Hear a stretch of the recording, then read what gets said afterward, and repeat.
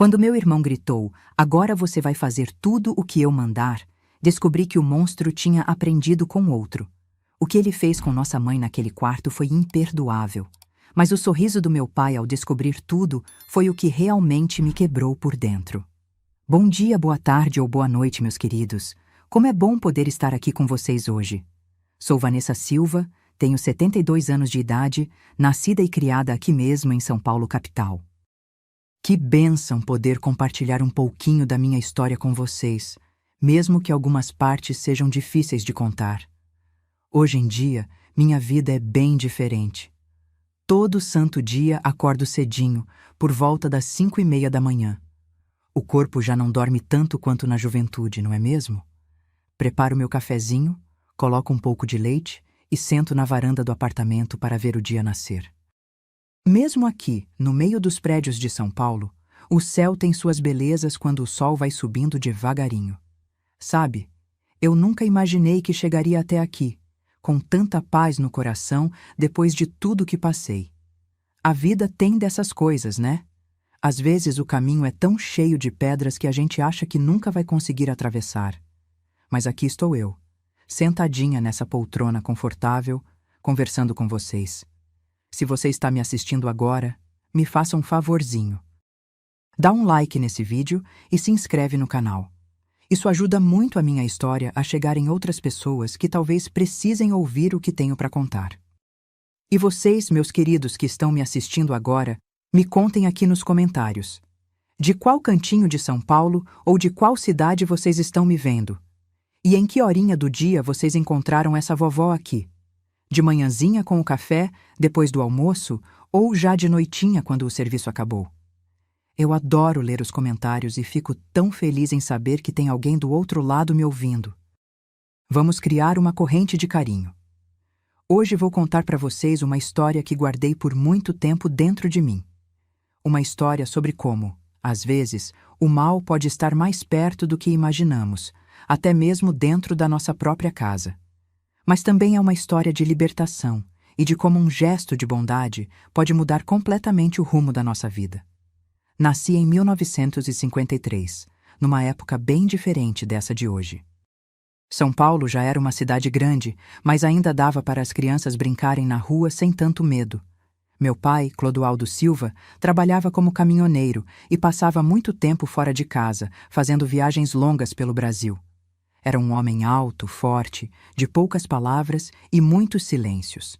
Quando estava em casa, todo mundo andava na ponta dos pés, com medo de despertar aquele temperamento que explodia por qualquer coisinha.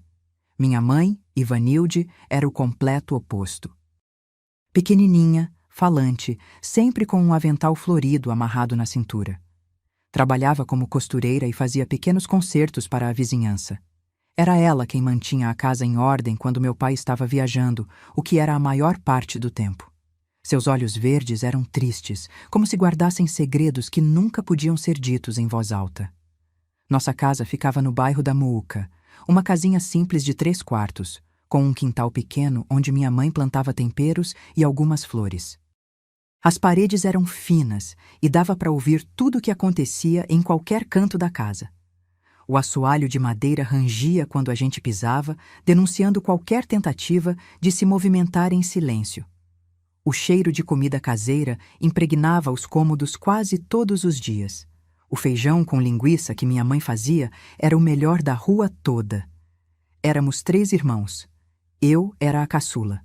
Tenho uma irmã mais velha, Terezinha, que tinha 8 anos a mais que eu. Ela saiu de casa cedo, casou com 17 anos com um rapaz da igreja e foi morar em Santos.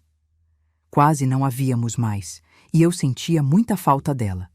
Meu irmão, Reginaldo, era o do meio, 4 anos mais velho que eu.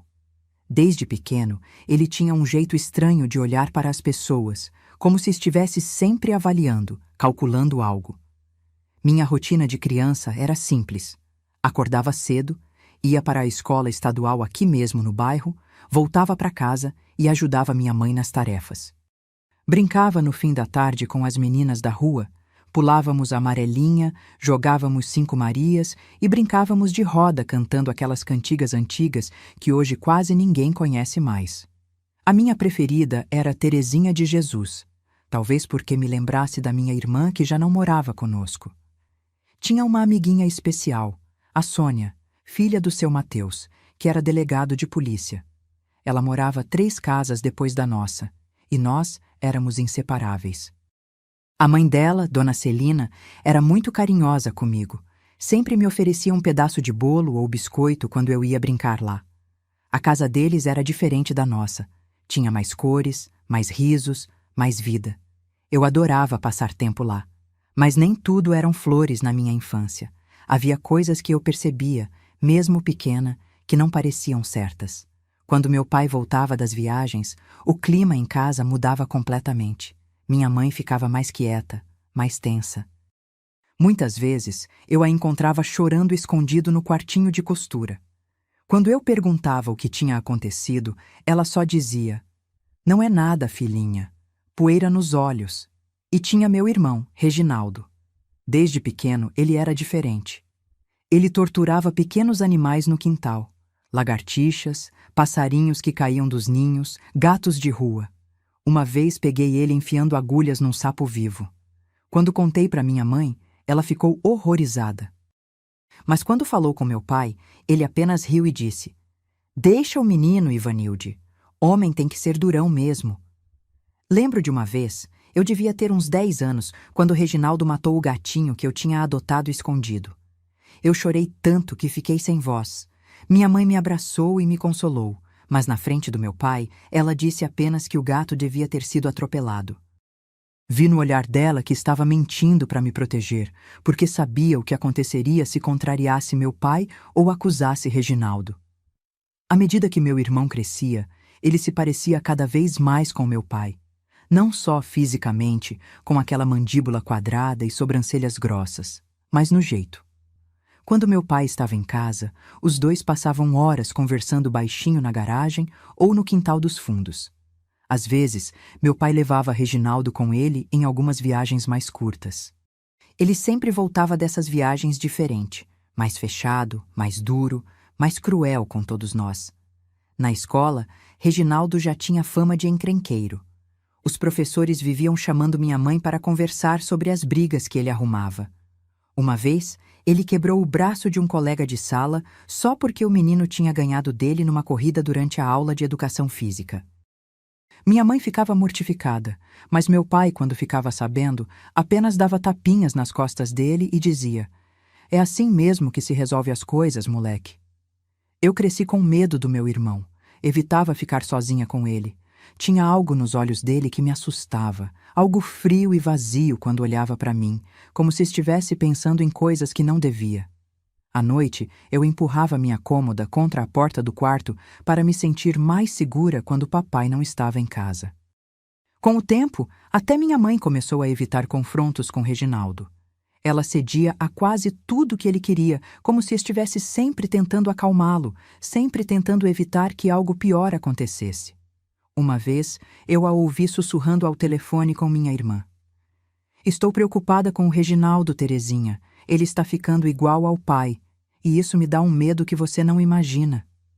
Foi por volta dessa época, eu com 11 para 12 anos, que comecei a perceber como minha casa era dividida. De um lado, meu pai e Reginaldo, com seus segredos e sua violência contida. Do outro, minha mãe e eu, sempre tentando não incomodar, sempre tentando passar despercebidas.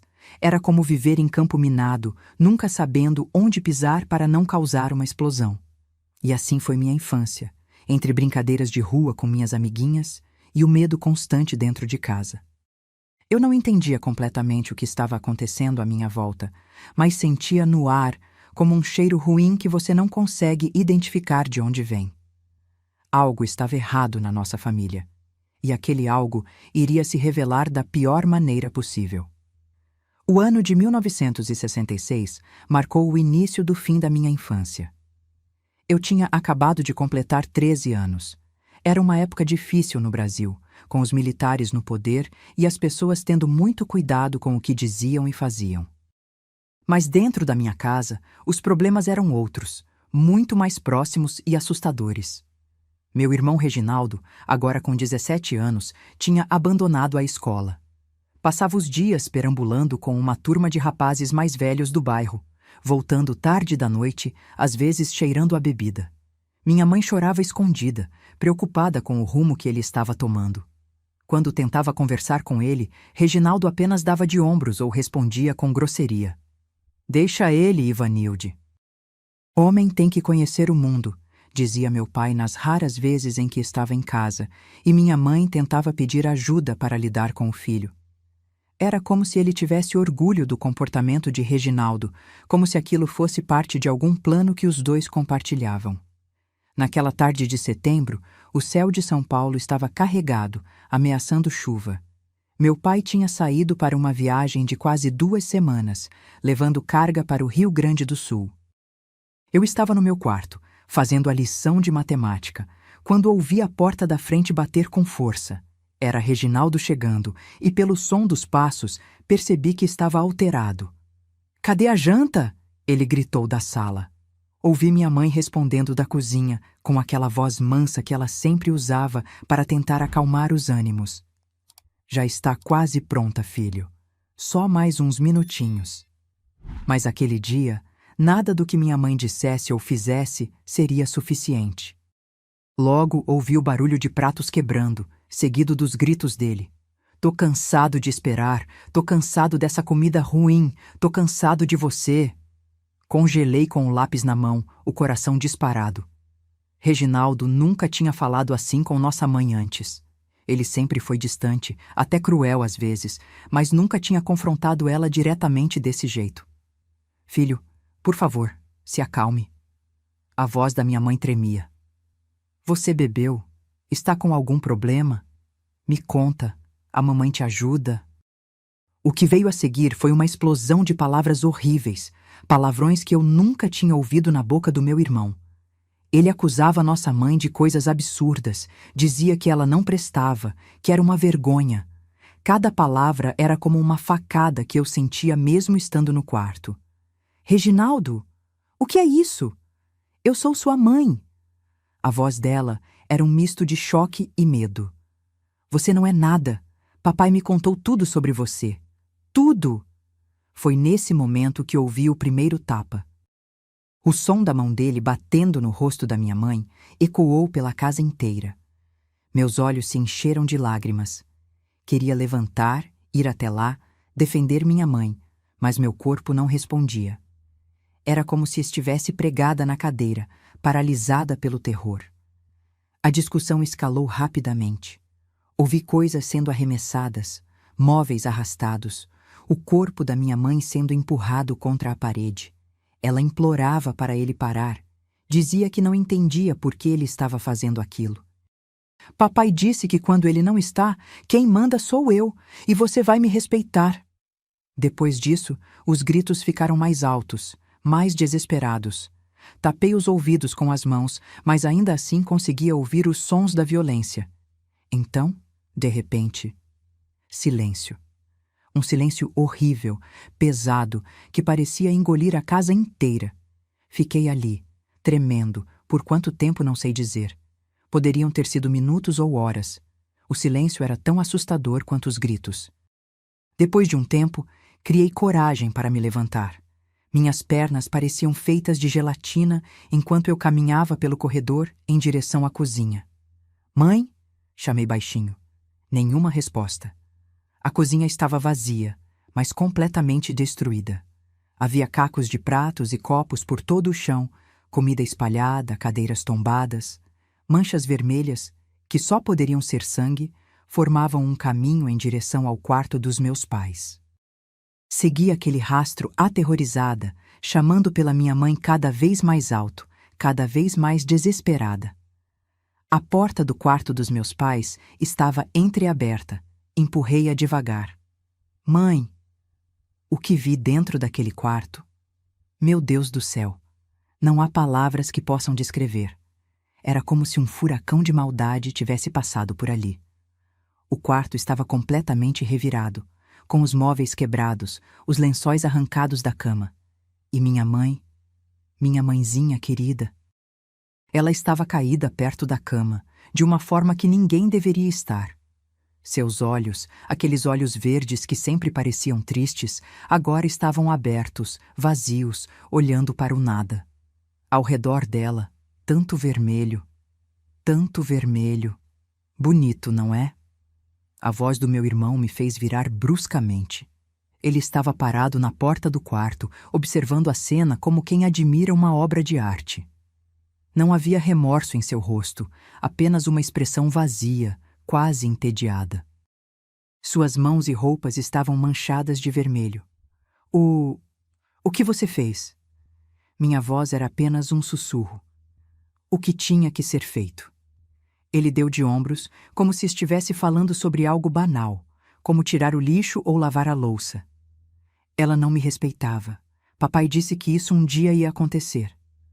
Dei um passo para trás, horrorizada com suas palavras. O que ele estava dizendo? Como assim meu pai tinha dito que isso ia acontecer? Era impossível, inimaginável. Você... Não conseguia nem formar as palavras. Reginaldo avançou para mim, então, com uma velocidade que não esperava. Suas mãos agarraram meus braços com tanta força que deixaram marcas roxas que duraram semanas. Seu rosto estava tão próximo do meu que eu podia sentir seu hálito, uma mistura de cigarro e cachaça. Agora você vai fazer tudo o que eu mandar, ele gritou, sacudindo meu corpo pequeno como se eu fosse uma boneca de pano. Entendeu? Tudo! Ou vai acabar como ela. Balancei a cabeça freneticamente, concordando com qualquer coisa que pudesse apaziguá-lo, que pudesse me manter viva. Lágrimas escorriam pelo meu rosto, mas eu não ousava soluçar ou fazer qualquer som. Ótimo. Muito bom.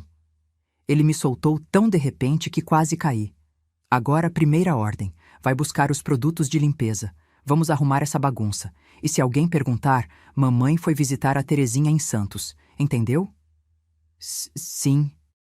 Murmurei, ainda em choque. Sim o quê? Ele gritou. Sim, Reginaldo. Consegui dizer entre soluços contidos. Melhor assim. Ele sorriu então, um sorriso que nunca vou esquecer na minha vida. Um sorriso que não tinha nada de humano. A partir de agora, as coisas vão ser diferentes por aqui. Você vai ver só. Naquele momento, enquanto caminhava como um zumbi até o armário de produtos de limpeza, entendi que minha vida tinha acabado de mudar para sempre. Minha mãe, meu porto seguro, tinha sido tirada de mim da maneira mais brutal. E agora eu estava sozinha, completamente à mercê do monstro que meu irmão tinha se tornado. Nos dias que se seguiram, vivi num pesadelo acordada. Reginaldo me obrigava a limpar a casa inteira, cozinhar para ele, servir como uma empregada. Dormia trancada no meu quarto, com a cômoda empurrada contra a porta, rezando a noite inteira. Quando os vizinhos perguntavam pela minha mãe, eu repetia a mentira que ele tinha me mandado dizer. Ela foi visitar minha irmã em Santos, vai ficar lá umas semanas. E quando me perguntavam quem estava cuidando de mim, dizia: meu irmão, ele já é quase um homem. Ninguém suspeitava do que realmente tinha acontecido naquela casa. Ninguém percebia o terror nos meus olhos, o tremor nas minhas mãos, o peso que carregava no meu coração. Ninguém, exceto uma pessoa, minha amiga Sônia. Tem alguma coisa errada, Vanessa. Você está diferente, ela me disse uma tarde, quando nos encontramos na padaria da esquina. Reginaldo tinha me mandado buscar pão e me dado exatamente 10 minutos para voltar. Não é nada, respondi, evitando seus olhos. Só estou com saudades da minha mãe. Sua mãe nunca viajava sem se despedir da minha, e ela nunca deixaria você sozinha com seu irmão. Meu pai sempre disse que não confia nele. Senti meu coração acelerar. Seu Mateus, o delegado, não confiava no Reginaldo? Será que ele poderia ajudar? Mas antes que pudesse dizer qualquer coisa, vi Reginaldo virando a esquina, vindo em nossa direção. O terror deve ter ficado evidente no meu rosto, porque Sônia virou para olhar o que eu estava vendo. Tenho que ir, sussurrei, afastando-me rapidamente. Vanessa, Sônia segurou meu braço, falando baixinho. Se precisar de ajuda, qualquer ajuda, minha casa está sempre aberta. Meu pai pode ajudar você. Assente levemente e corri na direção de Reginaldo, com o pão apertado contra o peito. Ele me lançou um olhar furioso ao ver que eu estava conversando com alguém, mas não disse nada ali na rua onde outras pessoas poderiam ouvir. As palavras de Sônia ficaram ecoando na minha cabeça pelos dias que se seguiram. Meu pai pode ajudar você. Mas como pedir ajuda? Como explicar o que tinha acontecido? E o mais importante, e se Reginaldo descobrisse? O que ele faria comigo? Os dias se arrastavam como se fossem anos. Cada manhã eu acordava com o peso do que tinha acontecido e do que poderia acontecer. As noites eram as piores, deitada na cama, olhando para o teto, imaginando o que seria de mim quando meu pai voltasse. Será que ele saberia o que Reginaldo tinha feito? Será que me culparia também? Ou pior ainda, será que ele já sabia que isso um dia aconteceria, como meu irmão tinha dito? Reginaldo estabeleceu novas regras na casa. Eu não podia sair sozinha, exceto para ir à escola e voltar direto para casa. Não podia falar com ninguém além do necessário. Não podia usar o telefone. E, acima de tudo, não podia chorar. Ele odiava quando eu chorava. Pare com essa choradeira, quer que os vizinhos escutem? Ele gritava quando me pegava soluçando baixinho enquanto lavava a louça ou varria o chão. A casa, antes um lar, tinha se transformado numa prisão. O quarto dos meus pais permanecia trancado. Reginaldo carregava a chave consigo. Mas mesmo sem ver, eu sabia que havia algo horrível lá dentro. Às vezes, tarde da noite, eu o escutava abrindo aquela porta, entrando no quarto e ficando lá por horas. O que ele fazia lá?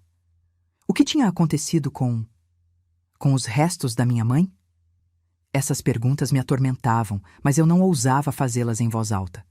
Na escola, os professores notaram a mudança no meu comportamento. Eu, que sempre fora uma aluna participativa, agora mal abria a boca nas aulas. Minhas notas caíram. Ficava isolada nos intervalos, sem querer conversar com ninguém. Uma das professoras, Dona Márcia, chegou a me chamar após a aula para perguntar se estava tudo bem.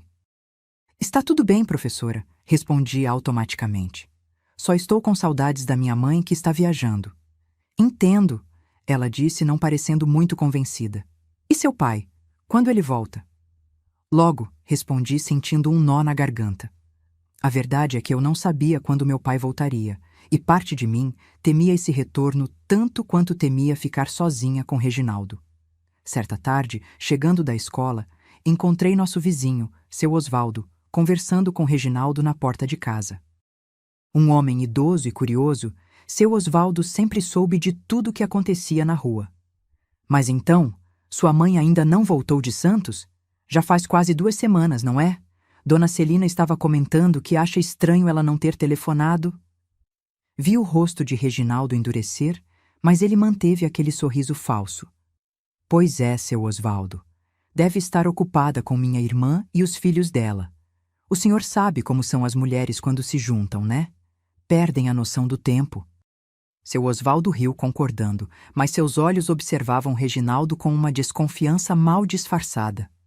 Quando me viu chegando, acenou. Olá, Vanessa, como vai a escola?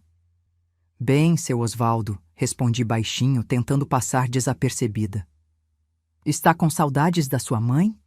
Já devem ser as férias mais longas que ela tira, hein? Antes que eu pudesse responder, Reginaldo me puxou pelo braço. A Vanessa tem lição para fazer. Com licença, seu Osvaldo. Dentro de casa, longe dos olhares curiosos, Reginaldo explodiu. O que eu te disse sobre falar com as pessoas, hein? Seu punho acertou a parede ao lado da minha cabeça, fazendo um buraco no reboco. Esses vizinhos fofoqueiros estão começando a fazer muitas perguntas. Eu não falei nada, sussurrei tremendo. É bom mesmo. Ele andava de um lado para o outro, agitado. E se falasse, quem acreditaria em você? Uma criança chorona contra o filho mais velho? Sabe o que acontece com crianças que inventam histórias, Vanessa? Vão para orfanatos, lugares horríveis onde batem em crianças todas as noites. Aquelas palavras me aterrorizavam. Eu não tinha para onde ir, ninguém para me ajudar. Terezinha estava longe, e eu nem sequer tinha seu endereço ou telefone. As amigas da escola eram apenas colegas, ninguém próximo o suficiente para confiar um segredo daquele tamanho.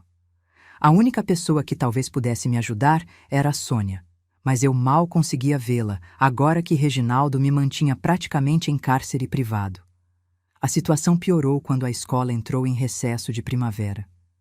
Sem a obrigação de me deixar ir às aulas, Reginaldo praticamente não me deixava sair de casa.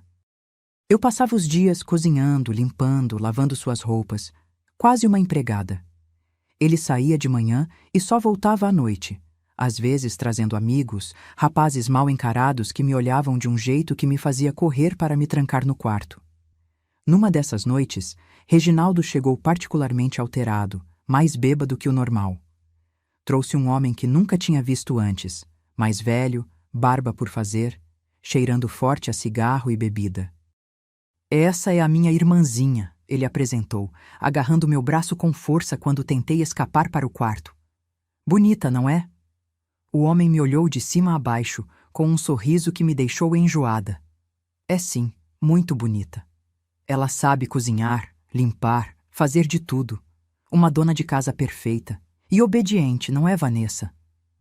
Os dedos de Reginaldo apertaram ainda mais meu braço, deixando marcas vermelhas. Por favor, Reginaldo, deixa eu ir para o quarto, implorei, baixinho. Estou cansada. Cansada? Ele riu, um riso cruel que me fez encolher. Você não sabe o que é cansaço, mas vai aprender. O Nivaldo aqui está precisando de uma empregada lá na pensão dele. Acha que não seria uma boa ideia, mana? Você ir trabalhar um pouquinho, trazer dinheiro para casa? Senti o sangue fugir do meu rosto. Não, por favor, eu tenho escola. Escola? Ele gargalhou. Para quê? Para virar o quê? Médica? Advogada? Não seja ridícula. Mulher serve para trabalhar em casa, cuidar de homem. Foi o que nosso pai sempre disse. O tal Nivaldo coçou a barba, olhando-me como quem avalia uma mercadoria. Ela parece meio franzina. Aguenta trabalho pesado? Aguenta sim, Reginaldo afirmou, me sacudindo. E se não aguentar, aprende. Não é, irmãzinha? Comecei a chorar silenciosamente, as lágrimas escorrendo pelo rosto sem que pudesse controlar. Aquilo enfureceu meu irmão. O que eu disse sobre chorar? Ele berrou, me empurrando com tanta força que caí no chão. Vai estragar tudo. Vai fazer o Nivaldo pensar que você é fraca. O homem deu um passo para trás, parecendo subitamente desconfortável. Olha, Reginaldo, eu não quero problema. A garota é menor de idade e você é o responsável. Se seu pai voltar e descobrir... Meu pai não vai descobrir nada. Reginaldo cortou, irritado. E mesmo se descobrir, vai entender. Ele sabe como funcionam as coisas. Foi naquele momento que a campainha tocou. Um som tão inesperado que todos congelamos. Ninguém nunca vinha nos visitar, especialmente àquela hora da noite. Reginaldo xingou baixinho e foi até a porta. Pela fresta, vi que era seu Osvaldo. Desculpe o incômodo, Reginaldo, mas recebi um telegrama para sua mãe. Como ela não está, achei melhor entregar para você. Meu irmão pegou o envelope, agradecendo de maneira forçada e fechando a porta rapidamente. Quando voltou para a sala, seu rosto estava pálido. É do papai, ele disse, rasgando o envelope. Ele volta em 3 dias. O tal Nivaldo olhou de Reginaldo para mim, parecendo sentir a tensão súbita no ar. Acho melhor eu ir embora. A gente conversa outro dia sobre aquele trabalho para sua irmã. Depois que ele saiu, Reginaldo sentou-se à mesa, o telegrama amassado na mão, o olhar distante. Por um momento, parecia quase assustado, mas logo seu rosto endureceu novamente. Vamos ter que limpar esta casa direito, ele disse, a voz fria. E você vai ter que ficar bem caladinha quando o papai chegar. Entendeu? O que você vai dizer para ele sobre a mamãe? Perguntei, ainda sentada no chão. Reginaldo me lançou um olhar que fez meu sangue gelar. A verdade, é claro, que ela não prestava e teve o que merecia. Mas ele não vai ficar bravo com você? Não vai chamar a polícia? Meu irmão soltou uma risada que parecia mais um latido. Você ainda não entendeu nada, não é? O papai é igual a mim. Ou melhor, eu sou igual a ele. Por que acha que a mamãe vivia com aquele olhar triste? Por que acha que ela nunca reagia quando ele batia nela? Ela sabia que um dia isso ia acontecer. Talvez não pelas minhas mãos, mas pelas dele. Suas palavras me atingiram como um soco. Era verdade? Meu pai sabia o que poderia acontecer? Ele aprovou isso de alguma forma? A ideia era tão monstruosa que minha mente infantil mal conseguia processar. Os próximos dias foram de uma tensão quase insuportável. Reginaldo me fez limpar cada centímetro da casa, várias vezes. O quarto dos meus pais continuava trancado. Ele não permitiu que eu entrasse lá. À noite, eu o ouvia movendo coisas pesadas, arrastando, cavando no quintal dos fundos. Não precisava ser muito esperta para entender o que estava acontecendo. Na véspera da chegada do meu pai, Reginaldo me chamou para a cozinha. Seu rosto estava sério, quase solene. Escuta bem o que vou te dizer, porque só vou falar uma vez. Quando o papai chegar, você vai dizer que a mamãe fugiu com outro homem, que ela pegou algumas roupas e foi embora, que deixou um bilhete dizendo que não aguentava mais esta vida. Você vai chorar, porque está com saudades dela, entendeu? Mas e se ele não acreditar? E se ele quiser ver o bilhete? Eu já cuidei disso, ele respondeu, tirando do bolso um pedaço de papel dobrado. Eu sei imitar a letra dela, pratiquei bastante. Olhei para aquele pedaço de papel, sentindo uma náusea tomar conta de mim. Como ele podia ser tão calculista? Como podia fazer aquilo com tanta frieza? E se eu não conseguir mentir direito? Perguntei, a voz trêmula. Reginaldo se aproximou de mim, então, abaixando-se para ficar com o rosto na altura do meu. Seus olhos, sempre frios, agora queimavam com uma intensidade que me apavorou. Se você não fizer exatamente como estou mandando, vou fazer com você o mesmo que fiz com ela. Entendeu? E vai ser bem devagar. Balancei a cabeça, engolindo um soluço. Entendi. Naquele momento, entendi que estava completamente sozinha com dois monstros. Um que já tinha mostrado sua verdadeira face e outro que estava prestes a chegar. Naquela noite, não consegui dormir. Fiquei olhando para o teto, pensando nas palavras de Sônia. Meu pai pode ajudar você. Será mesmo? Será que alguém poderia me ajudar contra meu próprio pai e irmão? Eu queria acreditar que sim, mas o medo me paralisava. Se tentasse buscar ajuda e falhasse, o que seria de mim? E foi assim, nesse estado de terror constante, que aguardei a chegada do meu pai, o homem que, segundo Reginaldo, era a origem do mal que tinha destruído nossa família. Lembro daquela noite como se fosse ontem. O relógio da sala marcava quase 9 horas quando ouvimos o barulho de um carro parando em frente à casa. Reginaldo, que estava fumando na sala, levantou-se num pulo. Por um breve momento, vi medo em seus olhos, algo que nunca tinha visto antes.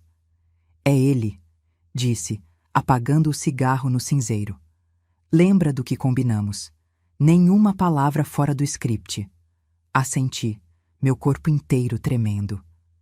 Nos últimos 3 dias, Reginaldo tinha me feito ensaiar o que dizer tantas vezes que as palavras saíam quase automaticamente.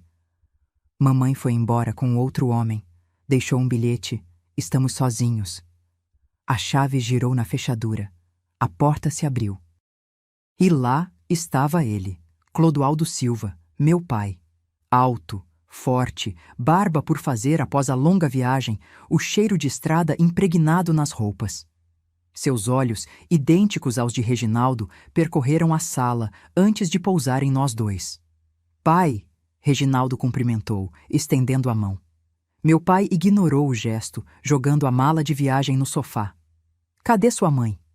Reginaldo olhou para mim, uma advertência silenciosa nos olhos. Era a minha deixa. Papai! Comecei, a voz trêmula, as palavras ensaiadas, saindo com dificuldade. A mamãe foi embora. Meu pai ficou imóvel, me estudando. Sempre tive medo dele, mas naquele momento, o medo era quase paralisante. Era como se ele pudesse ver através de mim, enxergar a mentira nas minhas palavras. Como assim foi embora? Reginaldo assumiu a narrativa então, entregando o bilhete falso. Ela fugiu com outro homem, pai. Deixou isso. Encontrei há 2 semanas quando cheguei da rua. Meu pai pegou o papel, lendo-o lentamente. Seu rosto não demonstrava emoção, nem surpresa, nem raiva, nem tristeza. Nada. Apenas uma máscara inexpressiva que tornava impossível adivinhar seus pensamentos. Sabia que isso ia acontecer um dia, disse finalmente, amassando o bilhete na mão. Ela nunca foi confiável. Tentei ligar para o senhor, Reginaldo continuou, mas disseram que estava na estrada. Então cuidei de tudo. Tenho tomado conta da Vanessa. A casa está em ordem. Meu pai olhou ao redor, avaliando o estado da sala, que de fato estava impecável após dias de limpeza frenética.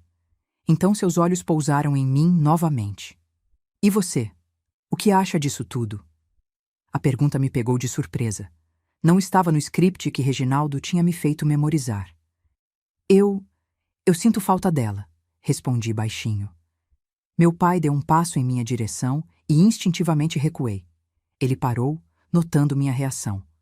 Algo passou por seus olhos. Um brilho, uma compreensão súbita.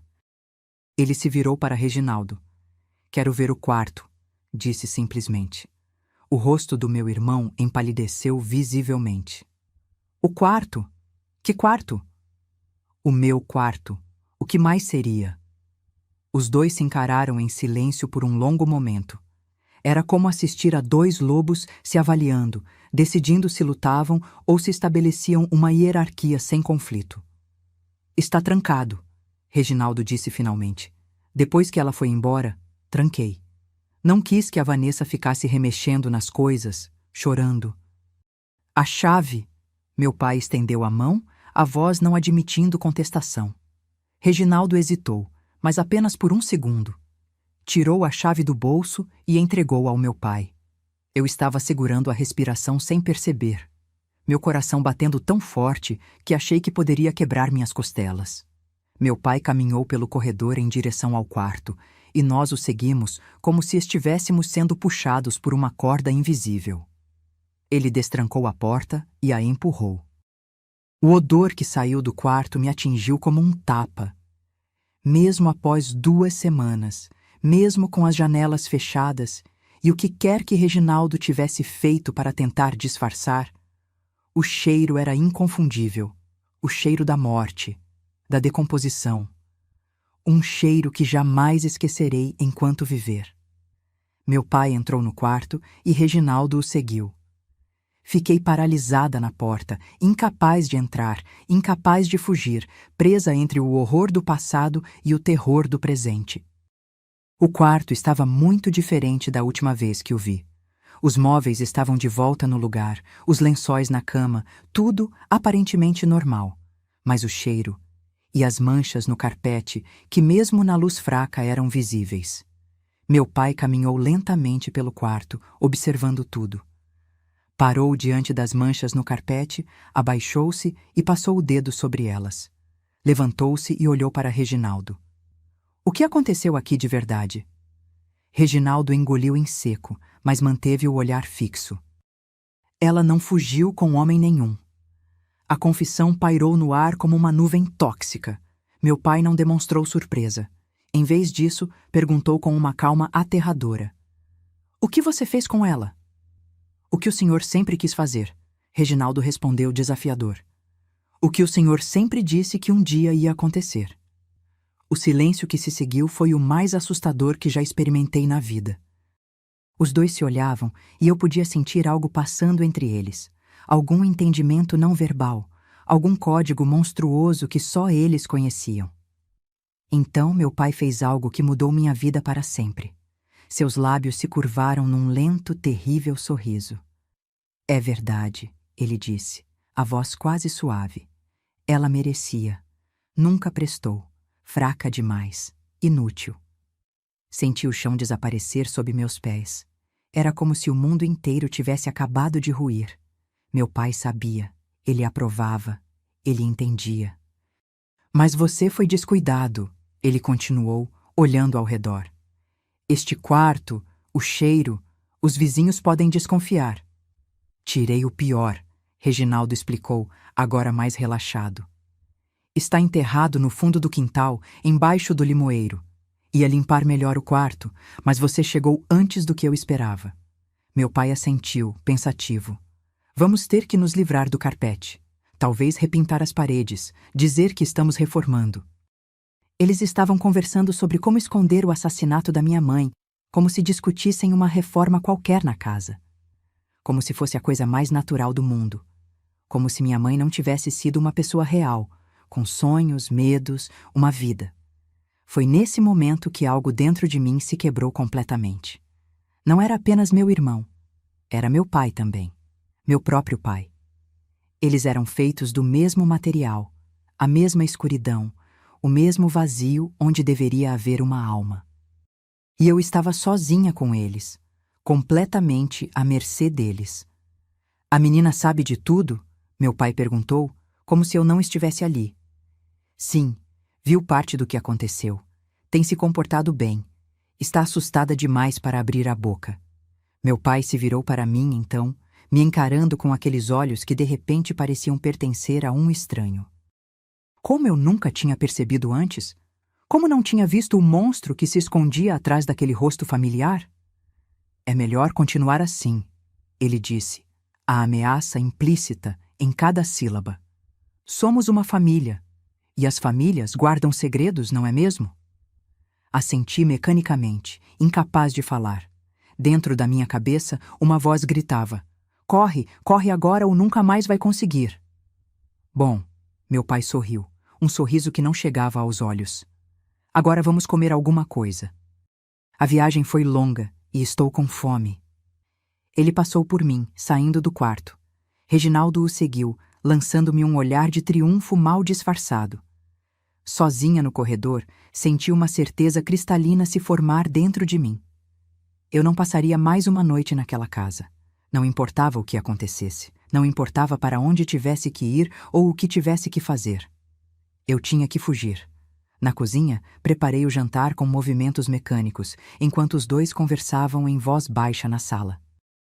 Ouvi fragmentos, planos para limpar tudo direito, histórias para contar aos vizinhos, menções a se livrar do resto. Cada palavra era uma faca no meu coração, cada risada baixa uma confirmação de que eu estava vivendo com monstros. Durante o jantar, fingi comer, mas o alimento parecia cinza na minha boca. Meu pai e Reginaldo bebiam cachaça, ficando cada vez mais relaxados, mais abertos sobre o que tinha acontecido. Era como se nem se importassem mais que eu estivesse ali, ouvindo tudo. Você se tornou um homem, meu pai disse a Reginaldo, erguendo o copo num brinde macabro. Igual a mim. Tenho orgulho de você, filho. Reginaldo sorriu, embriagado tanto pelo álcool quanto pelo elogio. Aprendi com o melhor, pai. Pedi licença para ir ao banheiro. Nenhum dos dois prestou muita atenção, absortos em sua celebração mórbida. No banheiro, olhei para meu reflexo no espelho. Uma menina magra e pálida, com olhos que tinham visto coisas que nenhuma criança deveria ver. Agora ou nunca, sussurrei para mim mesma. Voltei à sala e disse que estava cansada, que ia dormir. Meu pai acenou distraidamente com a mão, dispensando-me. Fui para meu quarto, fechei a porta e empurrei a cômoda contra ela, como fazia todas as noites. Mas desta vez era diferente. Desta vez eu não ia deitar e chorar em silêncio. Desta vez eu ia agir. Abri a janela do meu quarto, pequena, mas grande o suficiente para passar meu corpo magro. Olhei para o quintal lá embaixo. Não era uma queda muito grande, talvez 2 metros. Peguei minha mochila escolar, coloquei uma muda de roupa, o pouco dinheiro que tinha guardado e a foto da minha mãe que escondia debaixo do colchão. Sentada na beirada da janela, pernas penduradas para fora, hesitei um último instante. Para onde iria? O que seria de mim? Mas as risadas que vinham da sala, junto com o cheiro que ainda pairava pela casa, me deram a coragem que precisava. Pulei. A queda foi rápida, o impacto com o chão doloroso, mas não o suficiente para me impedir. Levantei-me, olhei para trás uma última vez para aquela casa que um dia chamei de lar e comecei a correr.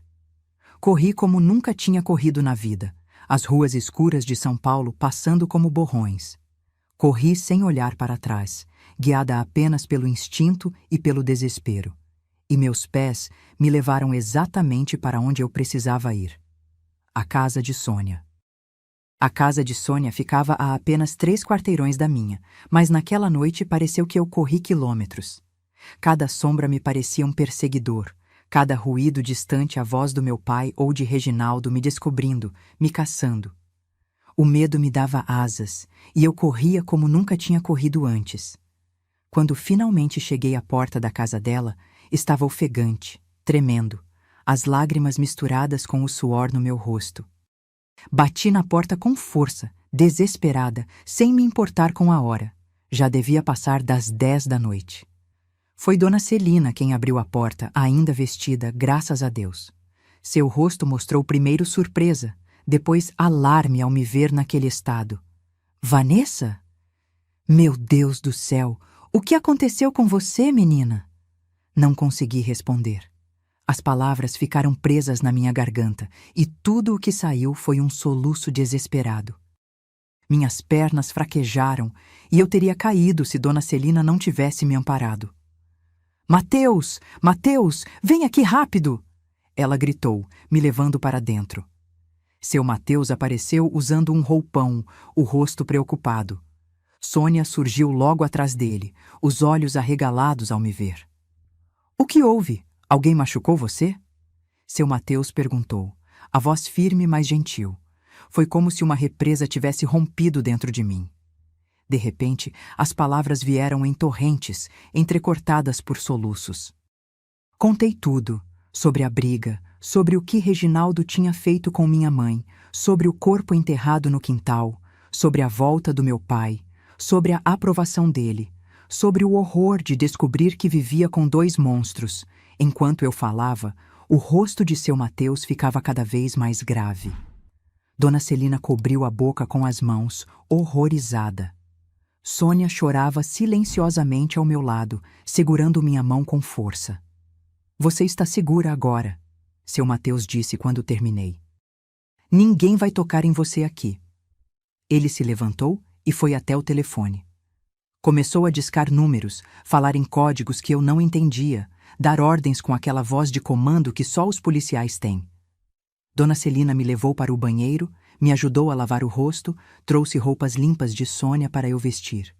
Suas mãos eram gentis, seus olhos cheios de uma compaixão que me fazia chorar ainda mais. Eles vão me encontrar, sussurrei, tremendo. Vão saber que estou aqui. Não, querida, ela me assegurou. Meu marido não vai deixar isso acontecer. Ele vai cuidar de tudo. Quando voltei para a sala, seu Mateus já tinha terminado os telefonemas. Estava sério, mas havia uma determinação em seus olhos que me deu um pouco de esperança. Vanessa, ele disse, sentando-se à minha frente. O que você me contou é muito grave. Você sabe disso, não é? Assenti, engolindo em seco. Vou precisar que você seja muito corajosa agora. Preciso que me conte tudo de novo, com detalhes, para que eu possa registrar oficialmente. Depois, vamos agir. Você consegue fazer isso? E se eles vierem atrás de mim? E se tentarem me pegar de volta? Seu Mateus olhou para mim com tanta firmeza que senti pela primeira vez naquela noite que talvez houvesse esperança. Isso não vai acontecer. Você tem minha palavra. Sou delegado há 15 anos e nunca quebrei uma promessa. Ele se virou para a esposa. Celina, leve as meninas para o quarto dos fundos e fique com elas. Tranque a porta. Não abra para ninguém a não ser eu. Dona Celina assentiu, compreendendo a gravidade da situação. Ela nos levou, a mim e Sônia, para um quarto nos fundos da casa. Trancou a porta como o marido havia pedido e ficou conosco, as 3 sentadas na cama, em silêncio, esperando. Daquele quarto, ouvíamos vozes chegando, carros parando na frente da casa. Mais tarde soube que seu Mateus havia convocado uma equipe de policiais da delegacia, homens de sua confiança que não se intimidariam com nada. Não sei quanto tempo ficamos ali, talvez horas. Sônia segurava minha mão, às vezes sussurrando palavras de conforto. Dona Celina nos abraçava, forte como só uma mãe sabe ser. Finalmente, ouvimos batidas na porta. A voz de seu Mateus. Sou eu. Está tudo bem agora. Quando Dona Celina abriu a porta, vi que o rosto dele estava cansado, mas havia um alívio ali. Ele se sentou ao meu lado e falou com uma gentileza que nunca esquecerei.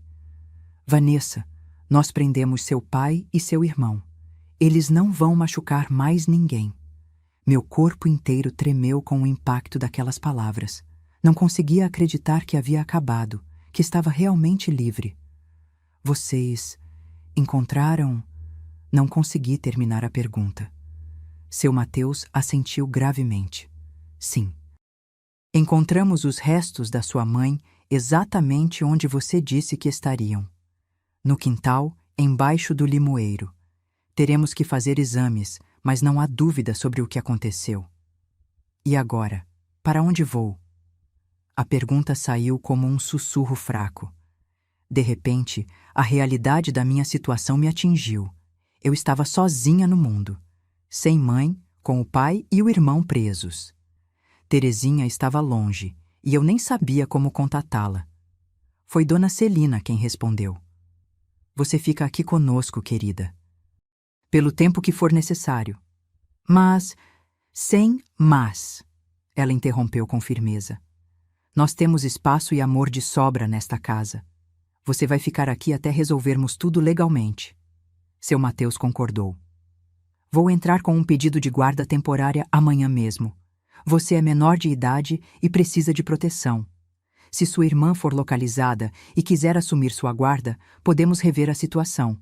Mas, por enquanto, você fica conosco. Não havia palavras para expressar o que senti naquele momento. Era uma mistura de alívio, gratidão, tristeza e esperança. Lágrimas silenciosas escorreram pelo meu rosto. Obrigada. Foi tudo o que consegui dizer. Sônia, ao meu lado, apertou minha mão. Agora você vai ser como minha irmã de verdade. Ela sorriu, tentando me animar. Naquela noite, dormi pela primeira vez em semanas sem medo. No quarto de hóspedes da família de Sônia, sob lençóis limpos que cheiravam a amaciante, chorei pela minha mãe, pela infância perdida, pela família que nunca tive de verdade. Mas também senti um começo de paz, sabendo que os monstros não poderiam mais me alcançar. Nos dias que se seguiram, aprendi o que significava viver em uma família de verdade. Seu Mateus era firme, mas justo e gentil. Dona Celina me tratava como se eu fosse sua própria filha, sempre atenta, sempre carinhosa. E Sônia era a irmã que eu nunca tive, companheira, confidente, protetora. O processo legal foi longo e doloroso. Tive que depor várias vezes, contar e recontar aquela história terrível. Mas seu Mateus estava sempre ao meu lado, me orientando, me dando força. Meu pai e Reginaldo foram condenados a longas penas de prisão pelo assassinato de minha mãe. Nunca mais os vi, nem quis saber deles. Para mim, eles morreram naquela noite em que fugi. Quanto a Terezinha, minha irmã mais velha, seu Mateus conseguiu localizá-la em Santos. Ela veio me ver, choramos juntas pela nossa mãe, mas sua vida já estava estabelecida lá, com marido e filhos pequenos. Concordamos que o melhor seria eu ficar com a família de Sônia, que já tinha me acolhido com tanto amor. E assim, aos poucos, fui reconstruindo minha vida. A família de Sônia legalmente me adotou quando completei 14 anos. Voltei a estudar, a sorrir, a sonhar com um futuro. O passado nunca foi esquecido, mas deixou de ser uma prisão para se tornar uma lembrança dolorosa, que ia se distanciando com o tempo. Foi assim, naquela noite de setembro de 1966, que ganhei não apenas a liberdade, mas uma nova família. Uma família que me mostrou que o amor verdadeiro não machuca, não aterroriza, não controla. Um amor que cura, que constrói, que liberta. Hoje, aos 72 anos, olho para trás e mal acredito na jornada que percorri. A menina aterrorizada que fugiu pela janela naquela noite de setembro de 1966 parece pertencer a outra vida, outra história. E, de certa forma, é verdade. Aquela noite marcou o fim de uma existência e o começo de outra, completamente diferente. Continuo morando aqui em São Paulo, na mesma cidade que testemunhou tanto sofrimento na minha juventude. Mas a São Paulo de hoje, para mim, é um lugar de paz e alegrias. É onde construí minha vida, minha família, minhas memórias mais preciosas. Seu Mateus e Dona Celina, que me acolheram naquela noite terrível, tornaram-se meus verdadeiros pais. Eles me criaram com o amor e a atenção que nunca tive antes. Seu Mateus, com sua ética inabalável e senso de justiça, me ensinou a confiar nas pessoas de novo, a acreditar que existem homens bons neste mundo. Dona Celina, com sua doçura e paciência infinita, mostrou-me o que é o amor de mãe, curou feridas que eu achava que nunca cicatrizariam. E Sônia, minha irmã de coração, foi minha melhor amiga por toda a vida. Mesmo quando nossas vidas tomaram rumos diferentes, nosso vínculo nunca enfraqueceu. Hoje ela mora em Campinas com o marido, mas nos falamos quase diariamente e nos visitamos sempre que podemos. A vida tem dessas ironias doces. Foi na casa que me acolheu que encontrei também o amor da minha vida. Eduardo, o filho mais velho de seu Mateus e Dona Celina, era 7 anos mais velho que eu e já morava fora, estudando medicina em Ribeirão Preto. Ele vinha visitar a família nas férias e feriados, e foi assim que nos conhecemos. No início, ele era apenas o irmão mais velho de Sônia, quase uma figura distante. Mas com o tempo, conforme fui crescendo e curando minhas feridas, algo começou a florescer entre nós. Nos apaixonamos quando eu tinha 19 anos e ele 26, já formado e começando sua carreira como médico. Casamos 2 anos depois, com a bênção de seu Mateus e Dona Celina, que sempre souberam que nosso amor era verdadeiro e respeitoso. Eduardo sempre foi paciente comigo, compreendendo meus traumas, respeitando meu tempo, me ajudando a reconstruir a confiança que havia sido despedaçada pela minha família biológica. Tivemos 3 filhos maravilhosos, Luísa, Gabriel e Marina, que cresceram sabendo partes da minha história, na medida em que tinham idade para compreender. Criamos eles com amor, respeito e muita conversa, quebrando o ciclo de violência que marcou minha infância. Hoje todos estão casados, com suas próprias famílias, e me deram 5 netos que são a luz dos meus dias. Eduardo se aposentou há 5 anos, depois de uma carreira brilhante como cirurgião pediátrico. Eu trabalhei como bibliotecária por mais de 30 anos na Biblioteca Municipal, um trabalho que me trouxe muita paz. Os livros sempre foram meu refúgio, desde menina, e poder passar meus dias rodeada deles, ajudando outras pessoas a descobrir o poder das palavras, foi um verdadeiro presente. Seu Mateus nos deixou em 2010, depois de uma vida dedicada à justiça. Dona Celina partiu 5 anos depois, serenamente durante o sono. Sinto falta deles todos os dias, mas carrego seu legado de bondade e retidão em tudo que faço. Quanto à minha família biológica, soube que Reginaldo morreu na prisão em 1983 durante uma rebelião. Meu pai, Clodoaldo, cumpriu sua pena e foi solto em 1990, mas perdi completamente o contato. Terezinha, minha irmã mais velha, manteve algum contato comigo ao longo dos anos. Seus filhos, meus sobrinhos biológicos, às vezes nos visitam, e é bom manter esse pequeno vínculo com o que restou da minha família de sangue. Hoje, meu dia a dia é tranquilo e feliz. Acordo cedo, como sempre fiz, e tomo meu café na varanda, observando o movimento da rua. 2 vezes por semana, dou aulas de crochê no centro de convivência para idosos aqui do bairro. Às quartas, vou ao clube jogar dominó com minhas amigas de longa data. Eduardo e eu gostamos de assistir filmes juntos à noite, de mãos dadas como adolescentes. Aos domingos, nossa casa se enche com a algazarra dos netos, o cheiro de comida boa, o som das risadas. É uma vida simples, mas rica em afeto e significado. Às vezes, olho para trás e mal acredito no quanto o destino pode mudar. Saí de um lar de horror para encontrar o verdadeiro significado de família. Fugi do mal para encontrar o amor. Escapei da morte para abraçar a vida em toda a sua plenitude. Mas nunca me esqueço de onde vim e do que passei. Essas memórias, por mais dolorosas que sejam, são parte de quem sou. Elas me tornaram mais forte, mais compassiva, mais determinada a espalhar bondade neste mundo. Como digo sempre aos meus netos, às vezes, das situações mais escuras, nascem as luzes mais brilhantes. Meus queridos que me acompanharam até aqui, obrigada por ouvirem minha história. Compartilho isso não para despertar pena, mas para mostrar que mesmo nas situações mais terríveis, ainda existe um caminho para a libertação. Quando fugi pela janela naquela noite, eu era apenas uma menina de 13 anos tremendo de medo. Não sabia para onde estava correndo, só sabia que precisava escapar. Hoje vejo que estava correndo em direção à vida que eu merecia ter. Sempre me perguntam como consegui superar o que passei. A verdade é que nunca se supera completamente. As memórias daquele quarto, do cheiro que pairava na casa, dos olhos vazios do meu irmão, do sorriso monstruoso do meu pai, elas ainda me visitam em pesadelos ocasionais. Mas aprendi a não deixar que essas sombras controlem meus dias. Seu Mateus me ensinou que a justiça existe, mesmo quando parece impossível. Foi ele quem me mostrou que nem todos os homens são como meu pai e meu irmão. Ele arriscou tudo para me salvar, para salvar a memória da minha mãe. Ele me deu muito mais que um teto, me deu dignidade. Dona Celina me ensinou o que é amor de mãe.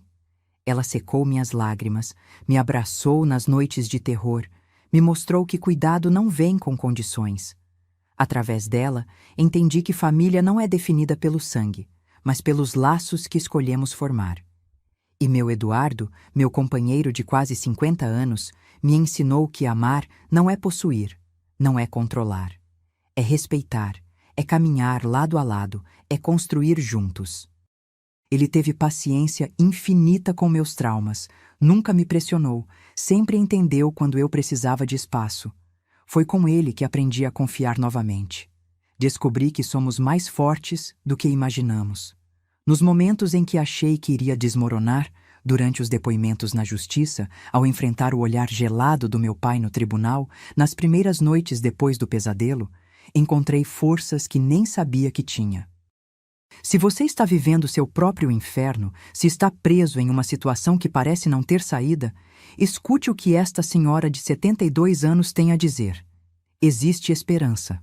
Busque ajuda. Não importa o quão poderosos pareçam seus algozes, há pessoas dispostas a estender a mão. Pode ser um vizinho, um professor, um amigo, um profissional. Alguém que, assim como seu Mateus foi para mim, será seu porto seguro. Lembro-me das palavras que seu Mateus me disse quando eu estava aterrorizada que meu pai e meu irmão poderiam escapar e me encontrar. O mal pode parecer forte, Vanessa, mas só prevalece quando as pessoas boas se calam. Não se cale. Sua voz, mesmo trêmula, tem mais poder do que você imagina. Minha história não é sobre o que meu pai e meu irmão fizeram comigo ou com minha mãe. É sobre como escolhi responder, sobre como encontrei um novo caminho, sobre como construí uma família baseada no amor e no respeito. É sobre como quebrei o ciclo da violência e criei meus filhos para serem pessoas gentis e justas. Meus queridos que me assistem, se esta história tocou seu coração, por favor, inscreva-se no canal e ative o sininho. Cada inscrição é uma forma de dizer que histórias como a minha importam, que precisamos falar sobre esses temas difíceis para proteger outras crianças. Se você conhece alguém que pode estar sofrendo em silêncio, compartilhe este vídeo. E coloque nos comentários a palavra coragem, porque foi isso que precisei naquela noite de setembro de 1966, e é isso que tantas vítimas precisam encontrar para dar o primeiro passo rumo à liberdade. Faça isso agora, não espere nem mais um minuto. Obrigada por me ouvirem.